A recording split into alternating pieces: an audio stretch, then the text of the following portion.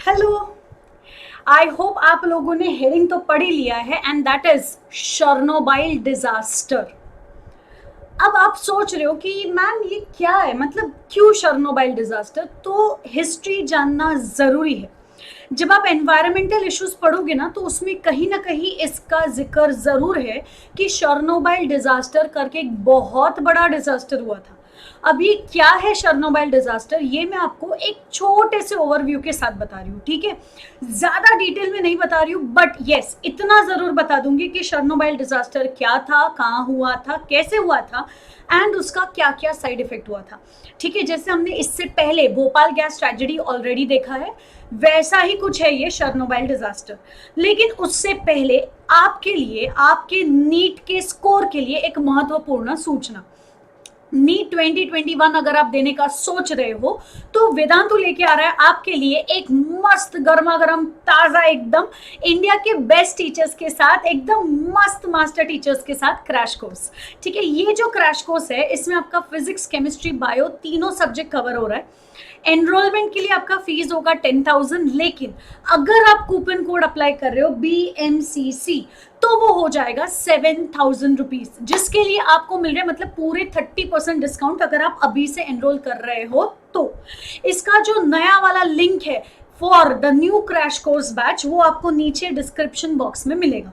ठीक है, अब कमिंग टू द पॉइंट, क्यों ज्वाइन करें हम क्रैश कोर्स? तो हमने बोला सुन लीजिए, क्रैश कोर्स में 120 सेशंस के अंदर आपका पूरा नीट का मेन सिलेबस खत्म हो रहा है। Physics, chemistry, bio 11th standard, 12th standard पूरा पूरा पूरा खत्म हो रहा है। नॉट ओनली दिस, आपको मिल रहा है अनलिमिटेड डाउट्स। अगर आपके पास बहुत सारे डाउट है, आपको लगता है अरे मैम ऑनलाइन है यार, मेरे इतने सारे डाउट्स होते हैं, कौन सॉल्व करेगा? तो अरे तो आप क्यों टेंशन ले रहे हो? इंडिया के बेस्ट डाउट एक्सपर्ट्स आपके साथ डाउट ऐप पे रहेंगे। सुबह 8 बजे से रात को 11 बजे तक पूछिए अनलिमिटेड डाउट्स, कौन रोकेगा आपको? भाई ये तो कमबैक का जमाना है, सेटबैक तो गया है ना, तो कम बैक कर लो। और इसी कम बैक के साथ इस क्रैश कोर्स में आपको टेस्ट सीरीज फ्री मिल रहा है। देखो 10 फुल टेस्ट है, 10 पार्ट टेस्ट। अब अगर आप सोच लो सिर्फ टेस्ट सीरीज लेने जाओगे ना तो भी 2,000 हो जाएंगे। अब उसके साथ अगर आप क्रैश कोर्स ये वो सब करने जाओगे तो कितने पैसे लग जाएंगे? हम केवल 7,000 में पूरा क्रैश कोर्स ले रहे।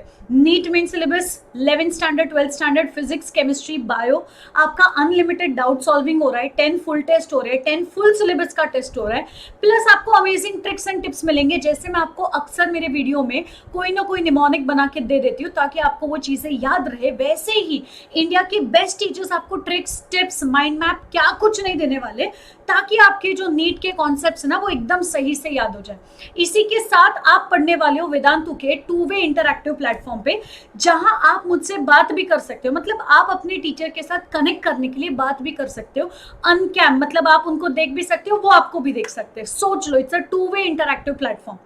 नीट क्रैश कोर्स के ऑलरेडी 3 बैचेस हमने शुरू कर लिए, एकदम फुल फ्लेजली लोगों ने तैयारी करना शुरू किया, एकदम मस्त कमर तोड़ परफॉर्मेंस चल रही है। 22 मार्च का पहला बैच था, 5 अप्रैल का दूसरा बैच था, 12 अप्रैल का तीसरा बैच था। अब आपने ये तीनों मौके गवा दिए, तो अब आपके पास मौका है चौथे बैच में आने के लिए जो 19 अप्रैल से शुरू हो रहा है। 19 अप्रैल के बैच में अपने आप को एनरोल करने के लिए नीचे जो डिस्क्रिप्शन बॉक्स में लिंक है उस पर क्लिक कीजिए, अपने डिटेल्स भर दीजिए, जैसे अपना जीमेल आईडी, नाम एक्सेट्रा, और इतना होने के बाद आपको फीस दिखेगा 10,000।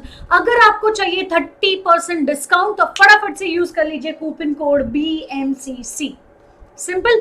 चलो आ जाते हैं शर्नोबाइल डिजास्टर पे। अब आपकी महत्वपूर्ण सूचना खत्म, मेरी महत्वपूर्ण सूचना शुरू। इस दुनिया में एक डिजास्टर हुआ था, भोपाल गैस ट्रेजेडी, जो हुआ था अराउंड 1984। उसके ठीक ऑलमोस्ट 1-1.5 साल बाद। क्यों 1-1.5 साल बोला? क्योंकि वो दिसंबर हुआ था, ये अप्रैल है, मतलब ऑलमोस्ट स्टार्ट ऑफ द 1986 में हुआ है। 1-1.5 साल बाद एक बहुत बड़ा डिजास्टर, मतलब जैसे Bhopal gas tragedy industrial level पे एक बहुत बड़ा डिजास्टर था, वैसे Chernobyl disaster nuclear power plant में सबसे बड़ा डिजास्टर था। ठीक है, nuclear power plant, reactor number 4, Chernobyl nuclear power plant. कहाँ का था ये? Ukraine SSR। यूक्रेन SSR में एक बहुत बड़ा न्यूक्लियर पावर प्लांट में न्यूक्लियर एक्सीडेंट हो गया। कब हुआ? सैटरडे 26 अप्रैल 1986। कहाँ आया ये? तो यूक्रेन में एक सिटी है नोन एज प्रिपियात, उसके नॉर्थ साइड में। ठीक है, अब कमिंग टू द पॉइंट, क्या हुआ था ये कंसिडर किया जाता है सबसे वर्स्ट न्यूक्लियर डिजास्टर में। ठीक है, क्यों? क्योंकि बहुत सारे पैसों का भी नुकसान हुआ और बहुत सारे लोगों का भी नुकसान हुआ, कैजुअलिटीज भी उतनी थी और कॉस्ट भी उतना ही था। दो सबसे बड़े न्यूक्लियर एनर्जी एक्सीडेंट्स हुए अब तक। ठीक है, सबसे पहला वाला जो हुआ था दैट वाज दिस, मतलब जो हमने अभी अभी पढ़ा, शर्नोबाइल डिजास्टर। और जो दूसरा हुआ था वो है 2011 का फुकुशिमा दियाची न्यूक्लियर डिजास्टर, जापान।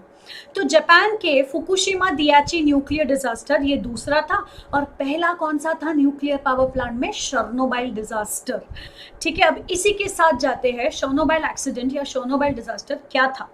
1986 में शर्नोबाइल न्यूक्लियर पावर प्लांट में कुछ अनट्रेन्ड लोग और एक गलत रिएक्टर का डिजाइन, मतलब वो जो रिएक्टर्स होते हैं ना, उसका एक कुछ गलत हो गया था डिजाइन बनाने में, कोई तो फ्लॉ रह गया था, कोई कमी रह गई थी, और उसी के साथ ठीक से ट्रेन नहीं किए गए, इनएडिक्वेटली ट्रेन पर्सनल, इन कॉम्बिनेशन, मतलब सोच लो, मैं हमेशा बोलती हूँ आधा नॉलेज हमेशा खतरनाक होता है, ये वही हुआ था।